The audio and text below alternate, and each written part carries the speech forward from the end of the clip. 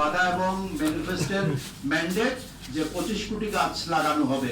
আমরা এটা ধরে নিতে চাই যে ন্যূনতম 25 কোটি গাছ লাগানো হবে। গাছ আরো অনেক লাগানো যেতে পারে, কিন্তু যেহেতু এই বাজেটে 5 কোটি গাছ লাগানোর, এই অর্থ বছরে 5 কোটি গাছ লাগানোর পরিকল্পনা ঘোষণা করা হয়েছে। আমরা শুধু একটুকু চিন্তা করি, সরকার পরিবেশের সপক্ষে খুবই জোরালো একটি পরিকল্পনা বাস্তবায়নের শুরু করেছে।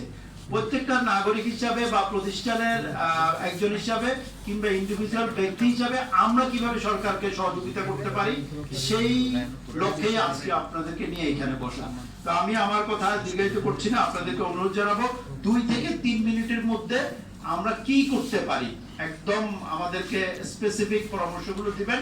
সে কি করতে পারেন মধ্যে আমরা অবশ্যই শুনতে চাই আপনি বা আপনার প্রতিষ্ঠান এখানে কিভাবে সংযুক্ত হতে পারেন।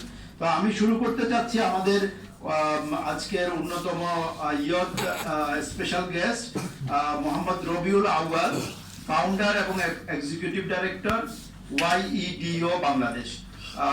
এমডি রবিউল আউয়াল। ধন্যবাদ স্যারকে, এবং আজকে আয়োজন করেছেন প্ল্যান ফর স্কলার্স বৃক্ষভিত্তিক আনুষ্ঠানিক যাত্রা। আমি বেশি সময় নিব না, যেহেতু এটা ভিত্তিক একটা কাজের কথা বললেন।